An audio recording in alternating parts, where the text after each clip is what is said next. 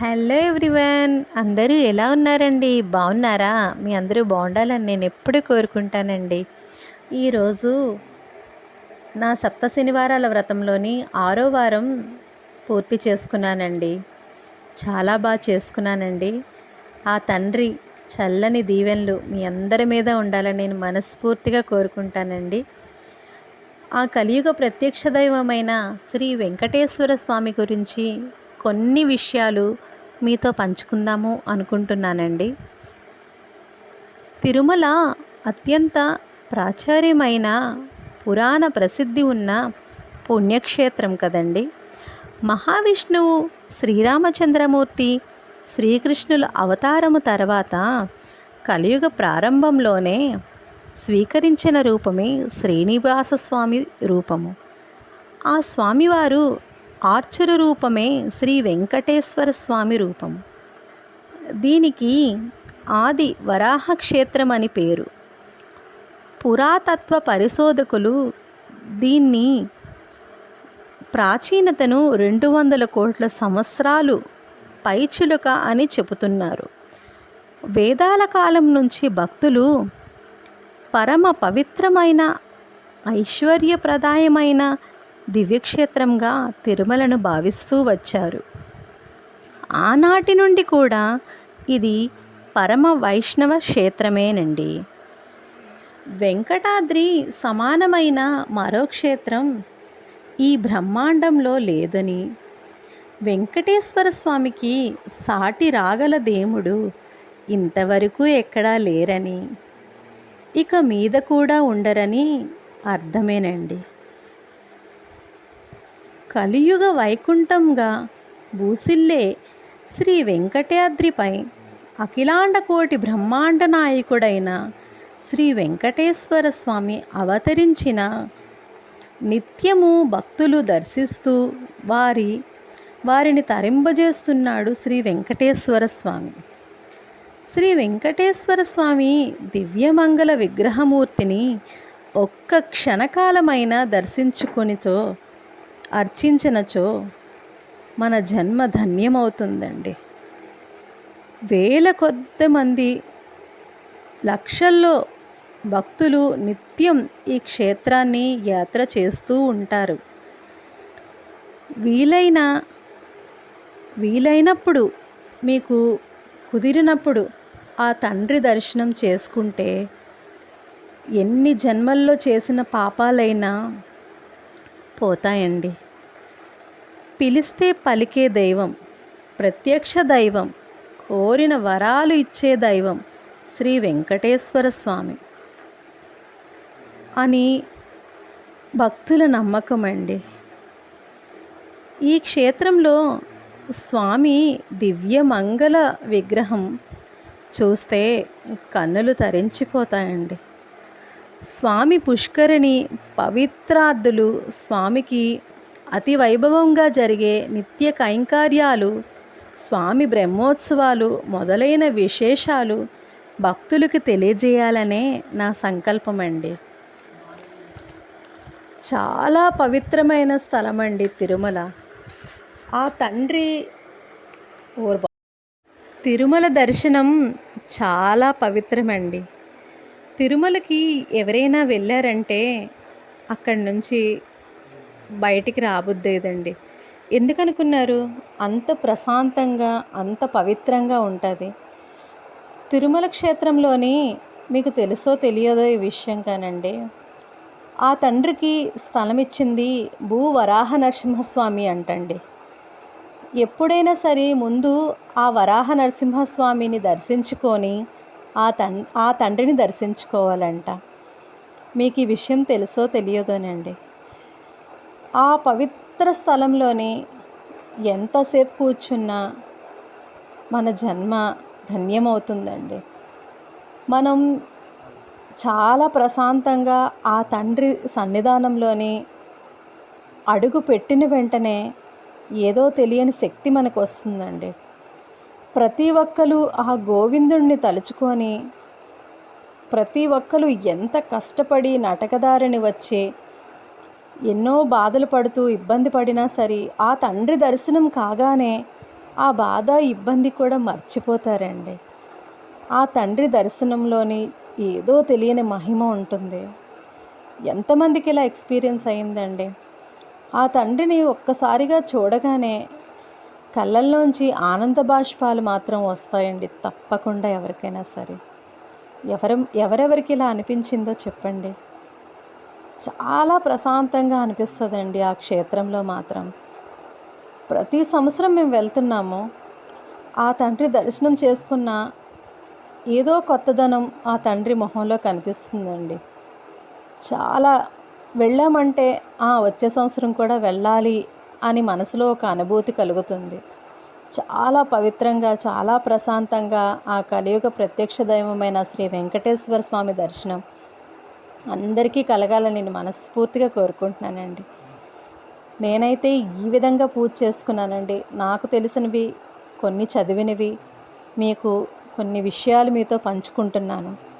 ఏవైనా చిన్న చిన్న లోటుపాట్లుంటే నన్ను క్షమించండి. ఈరోజు పొద్దున్నే లేచి చక్కగా ముగ్గు పెట్టుకొని బయట పూజా కార్యక్రమాలన్నీ కంప్లీట్ చేసేసుకున్నానండి. చాలా బాగా అయిందండి పూజ అయితే మాత్రం. చాలా ప్రశాంతంగా, చాలా హాయిగా అనిపించింది. అయ్యో అయిపోతున్నాయే, అప్పుడే 6 వారాలు అయిపోయా, అంత త్వరగా చేసేసానా అన్న అనుభూతి నాకు కలుగుతుందండి. చేస్తుంటే ఇంకా చెయ్యాలి, ఇంకా మంచిగా అలంకరించాలి, దేవుణ్ణి ఇంకా బాగా చెయ్యాలి అని తెలియని ఒక అనిపిస్తుందనమాట. చెప్పలేకపోతున్నాను ఆ ఫీలింగ్ కూడా మీకు. మీరు కూడా వీలుంటే ఈ వెంకటేశ్వర స్వామి వ్రతం తప్పకుండా చెయ్యండి. ఖచ్చితంగా మీకు కూడా ఇదే అనుభూతి కలుగుతుంది. ఎందుకంటే అంత పవిత్రమైన ఆ కలియుగ ప్రత్యక్ష దైవమైన శ్రీ వెంకటేశ్వర స్వామి పూజ చేయడం అంటే చాలా అదృష్టం అండి. ఆ తండ్రి మనకి శక్తినివ్వాలి కానీ మన శక్తి కొలది అంటే ఆ పూజలో కూడా ఉంటుందండి. మన శక్తి కొలదే చెయ్యాలి తప్ప ఆడంబరాలు చూపించకూడదు అనేసి. ఆ విధంగానే భక్తి ప్రధానమండి. మెయిన్ భక్తి ఉండాలన్నమాట. భక్తితో మనం ఆ తండ్రికి చేస్తే ఖచ్చితంగా ఆ తండ్రి పలుకుతారండి. నాకు చేసిన ప్రతి వారం ఒకటే అనుభూతి కలిగిందండి. నేను ఆ తండ్రిని ఆ పీఠం పెట్టుకొని చక్కగా పసుపు రాసి ముగ్గు పెట్టుకొని ఆ పీఠం స్థాపించుకొని ఆ తండ్రి ఫోటో పెట్టి ఆ తండ్రిని స్థాపించుకొని పూజ మొదలు పెట్టగానే ఆ తండ్రి వచ్చి నేను పిలవగానే పలికారు అన్న అనుభూతి కలుగుతుందండి నిజంగాను. ఆ పూజ అయ్యేసరికల్లా తెలియని ఆనంద బాష్పాలు, ఇంకా ఏదో చెయ్యాలి, ఇంకా ఏదో చెయ్యాలి అన్న అనుభూతి కలుగుతుంది నిజంగాను. చాలా బాగుందండి. మీరు కూడా ఎక్స్పీరియన్స్ చేయండి తప్పకుండా. మీరు చేసి మీకు ఎలా అనిపించిందో నాకు కమెంట్ సెక్షన్లో కమెంట్ చేయండి. చాలా ప్రశాంతంగా ఉంటుందండి. ఎందుకనుకున్నారు? మనం చేసే పూజ ఎప్పటికైనా సరే తిరిగి మనకే వస్తుందండి. ఏదో విధంగా ఆ దేవుడు మనకి ఆ ప్రతిఫలాన్ని చూపిస్తారండి. నాకైతే చాలా నమ్మకం అండి దైవం మీద. మనం మనస్ఫూర్తిగా ఆ తండ్రిని వేడుకుంటే ఖచ్చితంగా ఆ తండ్రి మన మొర ఆలకిస్తారండి. చాలా చాలా నమ్మకం. మీరు కూడా ప్రయత్నించండి చేయడానికి. చాలా సింపులేనండి. మనస్ఫూర్తిగా చెయ్యాలి కానీ చాలా సింపుల్గా చేసేసుకోవచ్చండి. అయ్యో మనం చేయగలమా అని ముందు అనిపిస్తుంది. కానీ చేస్తుంటే అయ్యయ్యో అంత త్వరగా అయిపోతుందా అని కూడా అనిపిస్తుందండి. నేనైతే ప్రస్తుతానికి అలాగే ఫీల్ అవుతున్నాను. అయ్యో అప్పుడే 6 వీక్స్ కంప్లీట్ అయిపోయా, నెక్స్ట్ వీక్తో కంప్లీట్ అయిపోతుంది అంటే 7 వీక్స్ చేసిన తర్వాత వడ్డీ కాసులు వాడు కదండి, వడ్డీ ఇవ్వాలి కదా, 8వ వారం కూడా చెయ్యాలి ఆ తండ్రికి. ఆ తండ్రి కోసం నేను ఇవాళ చక్కెర పొంగలి చేస్తున్నానండి. అంటే కొంచెం క్వాంటిటీయే చేస్తున్నాను. ఏదైనా సరే ఫుడ్ అయినా ఏదైనా సరే అండి వేస్ట్ చేయకూడదండి. ఎంత కావాలో అంతే చేసుకోవాలి. ఎక్కువ చేసేసి పడేసే కన్నా కొంచెం కొంచెం చేసుకుంటే మంచిది కదా. అందుకోసం కొంచెం చేస్తున్నాను. ముందుగా నెయ్యి వేసుకొని జీడిపప్పు కిస్మిస్ వేసుకున్నానండి. అవి నేతిలో బాగా వేగాలన్నమాట. ప్రతి వారం ఏదో ఒక నైవేద్యం చేస్తున్నాను కదా, ఈ వారం చక్కెర పొంగలి చేద్దాం తండ్రికి నైవేద్యంగా అనేసి చక్కెర పొంగల్ చేద్దాం కుక్కర్లోననేసి కుక్కర్లో ముందుగా నెయ్యి వేసుకొని జీడిపప్పు కిస్మిస్ వేసుకున్నాను. అవి బాగా వేగిపోయిన తర్వాత పక్కన పెట్టేసుకోవాలండి. ఒక గ్లాస్తో పప్పు బియ్యం తీసుకోవాలి. మన ఇష్టమేనండి. పప్పు బియ్యం రెండూ సమానంగా తీసుకోవచ్చు. హాఫ్ గ్లాస్ నేను బియ్యం తీసుకున్నాను, హాఫ్ గ్లాస్ ఏమో పప్పు తీసుకున్నాను. ఈక్వల్ క్వాంటిటీ తీసుకుంటే టేస్ట్ బాగుంటుంది. ఆ తర్వాత ఈ జీడిపప్పు కిస్మిస్ అంతా బాగా వేగిపోయిన తర్వాత మనం ముందుగా సిద్ధం చేసి పెట్టుకున్న పప్పు బియ్యం ఆ నేతిలో వేసేసేయాలండి. ఈ చక్కెర పొంగలికి మెయిన్ టేస్ట్ ఎన్హాన్స్ చేసేది ఏంటంటే నెయ్యేనండి. బాగా నెయ్యి వేసుకుంటే టేస్ట్ చాలా బాగుంటుంది. ఈ పప్పు బియ్యం బాగా నేతిలో వేగాలన్నమాట. మంచిగా వేగిన తర్వాత 1:2 రేషియోలో వాటర్ వేసుకోవాలి. మనకు మెత్తగా కావాలంటే 3 గ్లాసెస్ వాటర్ వేసుకోవాలి. ఒక 4 విజిల్స్ వస్తే సరిపోతుందండి. చక్కగా ఇవాళ ప్రసాదం అయితే మాత్రం చాలా మంచిగా కుదిరిందండి. మరొక పక్క ఏం చేసుకోవాలంటే కొంచెం బెల్లం అన్నమాట. బెల్లం వాటర్ వేసి కొంచెం బాయిల్ చేయాలి పాకం వచ్చేటట్టుగా. ఈ పాకాన్ని తీసుకొని ఆ ఉడికిపోయిన పెసరపప్పు బియ్యంలోని ఈ పాకం వేసుకొని మంచిగా కలుపుతూ కొంచెం నెయ్యి వేసుకోవాలి. తర్వాత పచ్చికర్పూరం వేసుకున్నాం అనుకోండి, యాజ్ ఇట్ ఈజ్ టెంపుల్లో మనకి ఇచ్చే ప్రసాదంలాగే ఉంటుందండి. Simple process, easy process, try చేయండి వీలుంటే.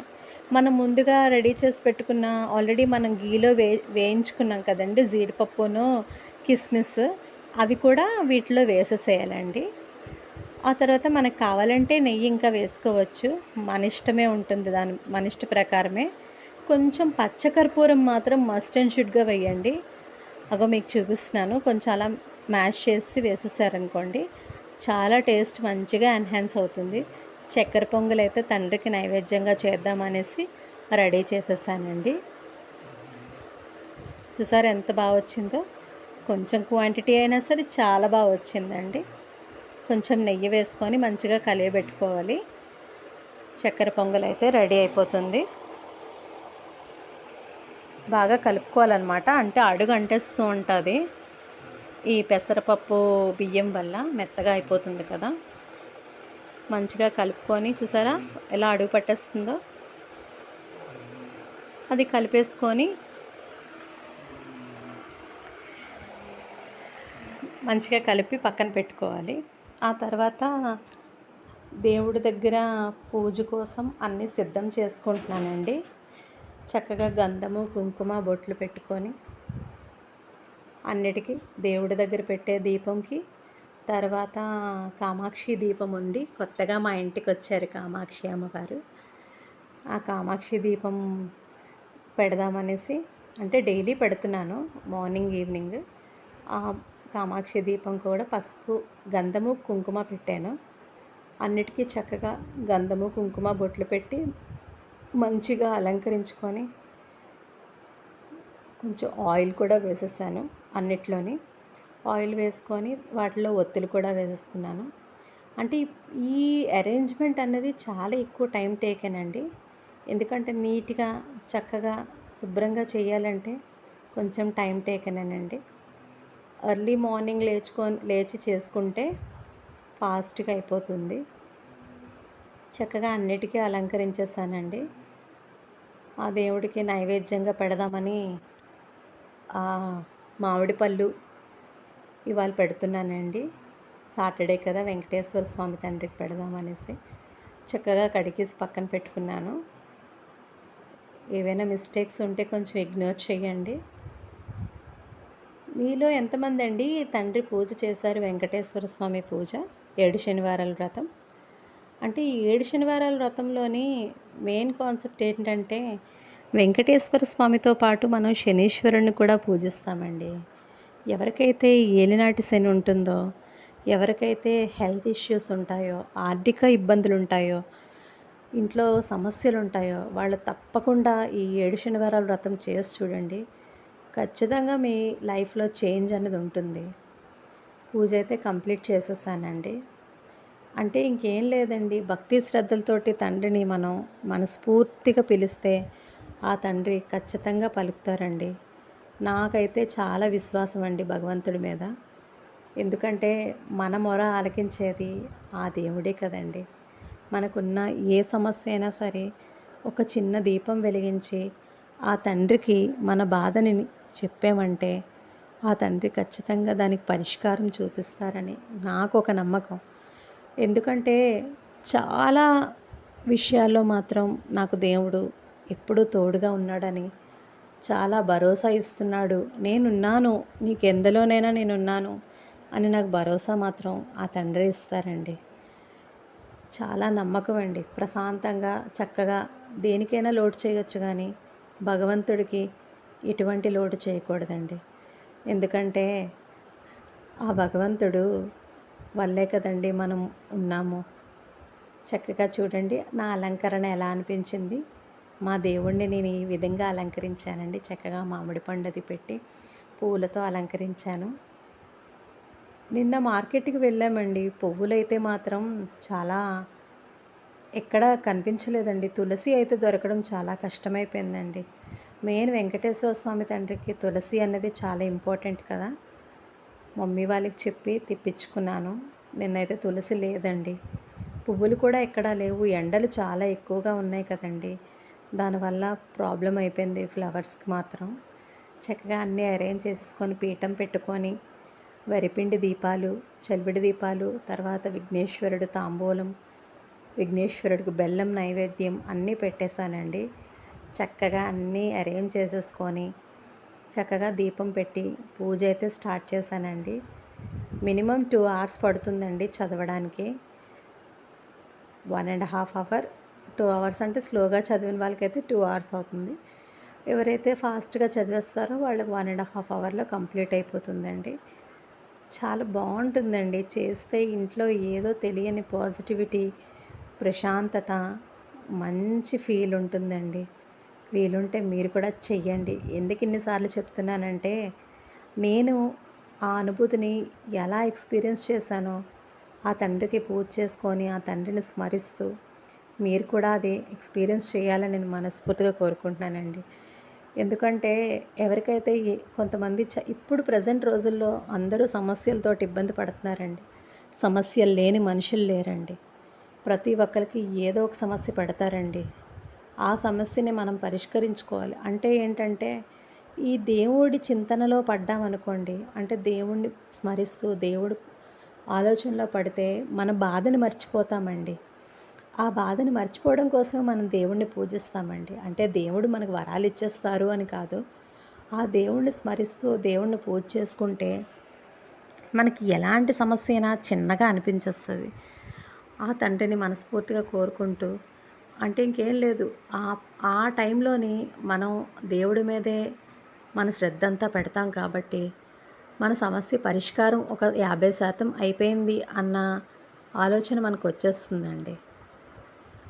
మీకు విసిగిస్తున్నానా అంటే కొన్ని ఏవో తెలిసిన విషయాలు మీతో పంచుకుందామని నేను అనుకుంటున్నాను. మీకు ఎలా అనిపించిందండి?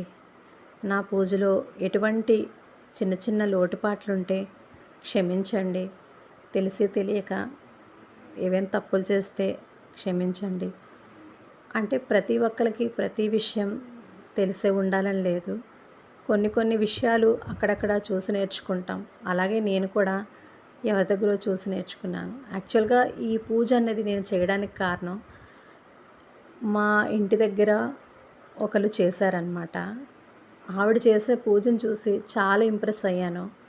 ఉద్యాపన చేసినప్పుడు తాంబూలం తీసుకోవడానికి రమ్మంటే వెళ్ళి అక్కడ ఆ పూజను చూసి చాలా ఇంప్రెస్ అయ్యానండి. బాగా చేసుకున్నారు, చాలా బాగా చేశారు, నేను కూడా చేసుకుందాము అనేసి నెక్స్ట్ వీకే స్టార్ట్ చేసేసానండి. నిజంగా వెళ్ళడం ఎంత మంచిదయ్యిందో తాంబూలం తీసుకోవడానికి. వెళ్ళకపోతే నేను ఈ పూజని మిస్ అయిపోతున్నామోనండి. చాలా బాగా చేశారండి. అది చూసి ఇంప్రెస్ అయ్యి నేను పూజ స్టార్ట్ చేశానండి. నా పూజ ఎలా అనిపించింది మీకు? ఎటువంటి మిస్టేక్స్ ఉన్నా ప్లీజ్ ఇగ్నోర్ చేయండి. ఆ తండ్రి చల్లని దీవెన, చల్లని కరుణ మీ అందరి మీద ఉండాలి. మీ అందరికీ తిరుపతి దర్శనం త్వరలోనే కలగాలని ఆ వెంకటేశ్వర స్వామిని మనస్ఫూర్తిగా కోరుకుంటున్నాను.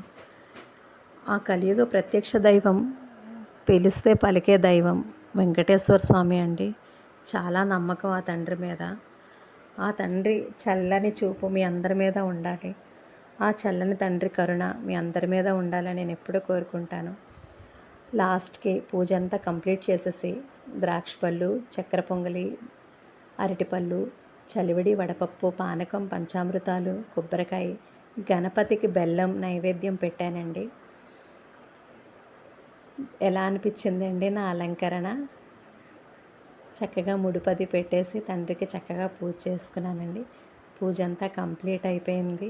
చూడండి, మా ఇంట్లోనే తండ్రి వచ్చి వెలిసి ఉన్నాడన్న అనిపిస్తుంది కదండి. నిజంగా వెంకటేశ్వర స్వామి వచ్చేసి మా ఇంట్లో కూర్చున్నారా, తండ్రి మా మొర ఆలకించు అని చక్కగా పూజ చేసుకొని నీరాజనం పాడుకొని ఆ తండ్రికి మనస్ఫూర్తిగా కోరిక నివేదించుకొని చక్కగా పూజ చేసేసానండి. కొబ్బరికాయ కొట్టి కొబ్బరి నీళ్ళు, ద్రాక్ష పళ్ళు, తర్వాత చక్కెర పొంగలి, చిమిడి ఉండ్లు, మామిడి పండు, చలివిడి, వడపప్పు, పానకం, పంచామృతాలు, అరటిపళ్ళు పెట్టి చక్కగా తండ్రిని స్మరించుకొని పూజ చేసుకున్నానండి. చక్కగా బోల్డ్ పువ్వులు కుదిరాయండి ఇవాళ ఏంటో. చాలా సంతోషంగా అనిపించింది. మీకు కనుక నచ్చినట్టయితే లైక్ చేయండి, షేర్ చేయండి, సబ్స్క్రైబ్ చేయండి. Bye friends, take care.